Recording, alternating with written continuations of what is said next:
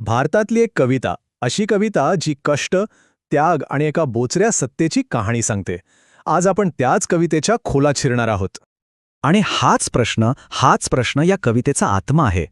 विचार करा, एक धरण उभं राहतं, हजारो लोकांना पाणी मिळतं, पण ज्यांनी ते रक्ताचं पाणी करून बांधलं त्यांचं काय? विकासाच्या ह्या मोठ्या गोष्टीमध्ये ज्यांच्या श्रमावर सगळं उभं आहे तेच कसे विसरले जातात, हेच दुःख ही कविता मांडते. चला तर मग या कवितेच्या जगात थोडं डोकावून पाहूया, तिचा संदर्भ आणि तिची रचना समजून घेऊया. ही जी कविता आहे ना, ती दलित कविता या साहित्य प्रकारात मोडते. आता दलित कविता म्हणजे फक्त काव्य नाहीये, हा एक आवाज आहे. वर्षानुवर्षे जे शोषण झालं, जो अन्याय झाला, त्याविरुद्ध उठलेला एक बुलंद आवाज, जो थेट समाजातील विषमतेवर बोट ठेवतो. तर कवितेचं नाव आहे धरण आणि कवी आहेत दया पवार. त्यांच्या कोंडवाडा नावाच्या प्रसिद्ध काव्यसंग्रहातली ही एक रचना आहे आणि नावाप्रमाणेच ही श्रमिकांच्या वेदनेची, त्यांच्या व्यथेची कहाणी सांगते. आता आपण थेट कवितेतल्या मुख्य पात्राच्या आयुष्यात जाऊया. बघूया तिचा तो संघर्षमय दिवस कसा सुरू होतो. कथा सुरू होते सूर्य उगवायच्या आधी, भल्या पहाटे. एक कष्टकरी स्त्री आहे. ती उठते, डोळ्यात एकच आशा की आज आपल्या कुटुंबासाठी भाकरी तयार करायची आहे. पण तिला काय दिसतं?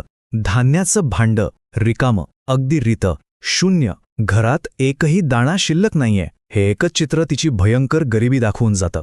दिवसाची सुरुवातच इतक्या मोठ्या निराशेने होते.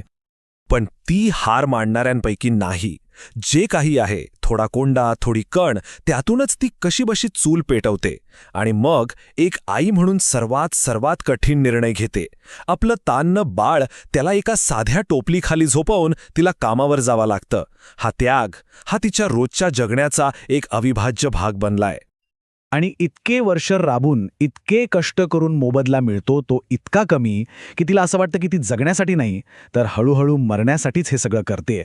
जणू काय ती स्वतःच आपलं मरण कोरून काढते आहे. बरं, घरातून निघाल्यावर कामाच्या ठिकाणी तर तिचा संघर्ष अजूनच मोठा आहे. तिचं काम काय आहे?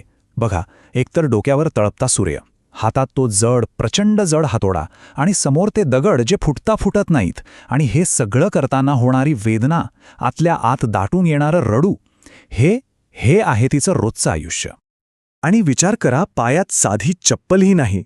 मग त्या तापलेल्या दगडांवरून चालताना पाय भाजू नयेत म्हणून ती काय करते? झाडाची ओली पानं पायाला बांधते. कल्पना करा, किती वेदना होत असतील. तिच्या परिस्थितीची आणि तिच्या जिद्दीची ही एक छोटीशी पण मनाला चटका लावून जाणारी प्रतिमा आहे. आता बघा, तिच्यासारख्या हजारो लोकांनी वर्षानुवर्ष कष्ट केले आणि अखेर ते धरण पूर्ण झालं. पण एवढा त्याग करून काय मिळालं?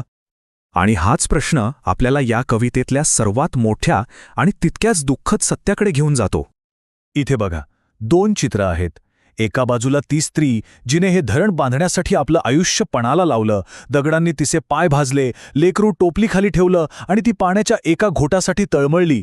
आणि दुसऱ्या बाजूला हिरवीगार उसाची शेतं, धान्याने भरलेली कोठारं, सगळीकडे समृद्धी. म्हणजे ज्यांच्यामुळे हे सगळं घडलं त्यांच्यापर्यंत विकासाचे हे पाणी पोहोचलेलंच नाहीये. किती मोठी विसंगती आहे. आणि आता आपण कथेच्या शेवटाकडे येतोय, जिथे हे दुःख आणखी गडद होतं. धरणामुळे आजूबाजूला सगळं बदललं, समृद्धी आली. पण ज्या स्त्रीने ते धरण बांधलं, तिच्या घरात ते 18वे दारिद्र्य तसंच राहिलं. तिच्या परिस्थितीत काळीचाही फरक पडला नाही. आणि इथे एक गोष्ट लक्षात घ्यायला हवी, ही फक्त एका स्त्रीची गोष्ट नाहीये. ती एक प्रतीक आहे, त्या लाखो करोडो श्रमिकांचं प्रतीक, जे अशा मोठ्या प्रकल्पांसाठी आपलं रक्त आणि घाम एक करतात, पण त्याचे फायदे मात्र त्यांच्यापर्यंत कधीच पोचत नाहीत. आणि कवितेचा शेवट तर मनाला अगदी सुन्न करून टाकतो. ज्या स्त्रीने हे धरण बांधण्यासाठी रक्ताचं पाणी केलं, आज तीच त्या धरणाच्या पाण्याच्या एका थेंबासाठी वणवण भटकतेय. ही केवढी मोठी शोकांतिका आहे. ज्याने पाण्याचा स्रोत निर्माण केला, आज तोच तहानलेला आहे आणि त्या पाण्यावर तिचा काहीच हक्क नाही. आणि म्हणून हा प्रश्न उरतोच की जेव्हा प्रगती वेदनेवर उभी राहते, तेव्हा त्याची खरी किंमत कोण मोजतं? हा प्रश्न फक्त या कवितेपुरता नाहीये, तर आजच्या आपल्या विकासाच्या प्रत्येक मॉडेलला लागू होतो. यावर विचार करायलाच हवा.